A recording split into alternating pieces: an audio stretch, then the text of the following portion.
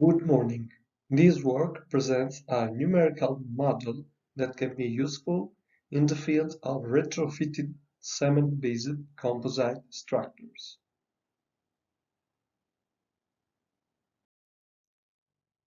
The scope of this work was to develop a simple and effective finite element model able to simulate the damage propagation along the interface of concrete members rehabilitated with a thin layer of ultra-high performance composite materials.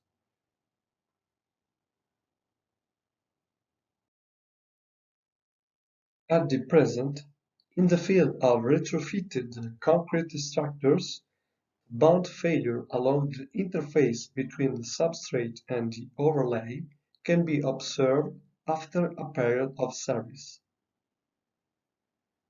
The main causes are the different volume changes between overlay and substrate and the effects of the external mechanical loading. Overlays in high and/or ultra-high performance fiber-reinforced concretes are better suited than those in ordinary concrete, since the former provides higher loading bond capacity at the interface, reducing the risk of premature deterioration.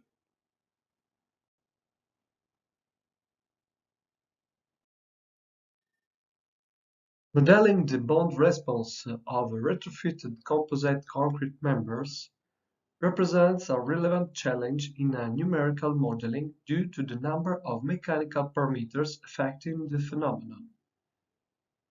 The bond response also depends on both the moisture level of the substrate surface prior to the application of the overlay and the fresh properties of the latter.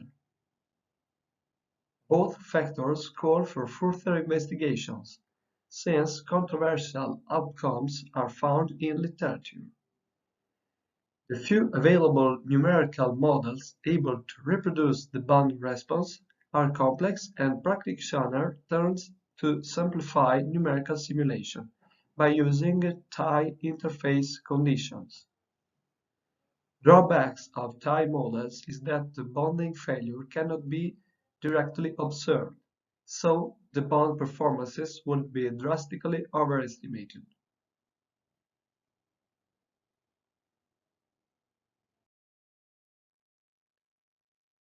In order to calibrate the proposed model, we need to collect experimental data.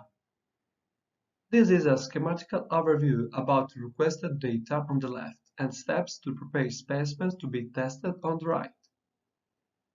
Several ordinary concrete scale slabs were cast outdoors, exposed to weather conditions for months, and then treated by hydrojetting, which is the current surface treatment used in the field. Then the substrate surface was prepared to the application of the overlay, by considering several moisture levels. After 20 days from the pouring of the overlay, the specimens were prepared for being tested.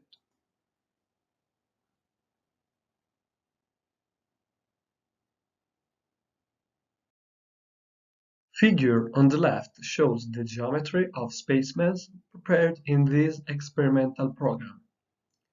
Figure in the middle shows an overview of both tests carried out to both calibrate and validate the numerical model.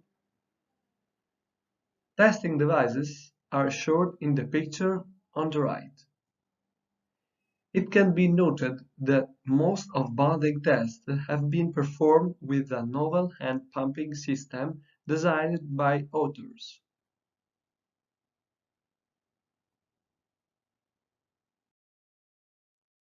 This slide shows the mechanical properties measured of single bonded materials, in particular the slab response, the modulus of elasticity, the compressive and tensile strengths of both materials involved in the structure.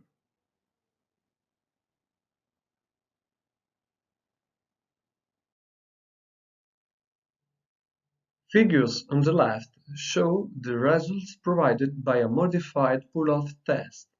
We can state that higher saturation level led to higher tensile bond strength values. From a theoretical point of view, the concrete substrate surface tends to absorb water from the fluid overlay. Under dry conditions, the risk of insufficient hydration of the interfacial zone rises up, which leads to a weak bond.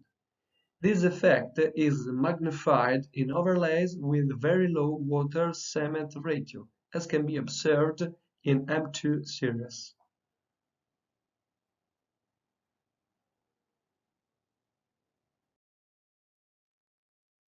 The same trend was also observed in lateral shear bond test series, for the same reason explained in the previous slide.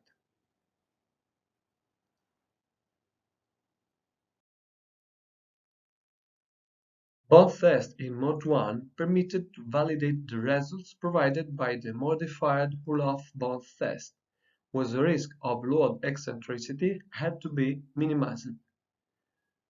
Bond test in Mode 2 permitted to minimize the bending moments and tensile forces arising at the interface, which is a current issue in shear test methods.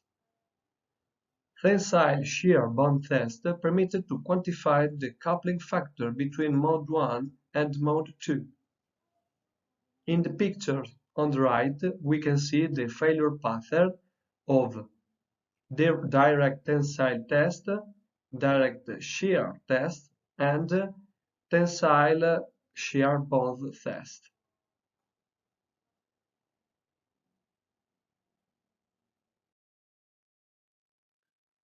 Finally, a simple cohesive model was developed in order to reproduce the damage process along the interface. A nonlinear cohesive law which couples Mode 1 with Mode 2 was used to govern the finite element bonding behavior by taking into account the fracture energy magnitude measured from experimental tests previously presented.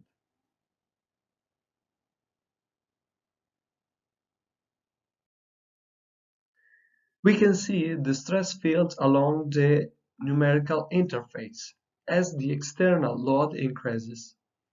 It can be observed that the cracking debonding path along the real interface begins when the stress magnitude along the numerical interface does not increase further, confirming a good calibration of the model with the experimental data.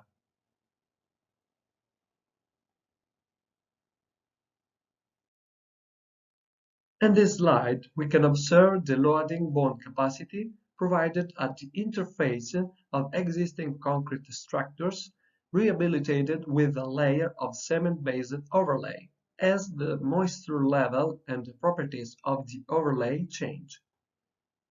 Each sub-figure shows the load slip value at the interface provided by numerical and experimental data, showing a good agreement.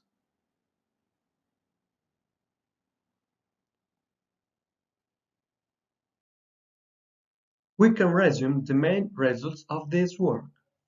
A simple and effective finite element model simulated the stress field and the propagation process of cracking the bonding path along the interface of existing concrete structures rehabilitated with a layer of high and ultra-high performance fiber-reinforced concrete.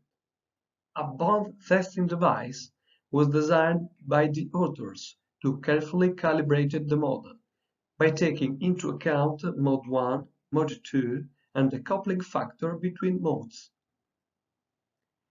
The investigation of both moisture level of the substrate surface and the fresh properties of the overlay confirmed that ultra-high performance fiber-reinforced concrete overlays are more sensitive to the moisture level than high-performance fiber-reinforced concrete overlays. This is due to the lower water-cement ratio. Anyway, an increase of the load carrying capacity of the bond testing device would permit to test interface longer than 100 mm in order to better reproduce the propagation of mixed stress along the interface of full-scale structures.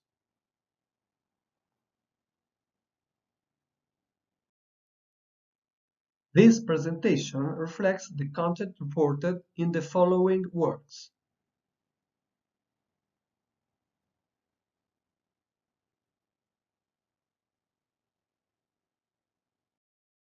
Thank you for your attention.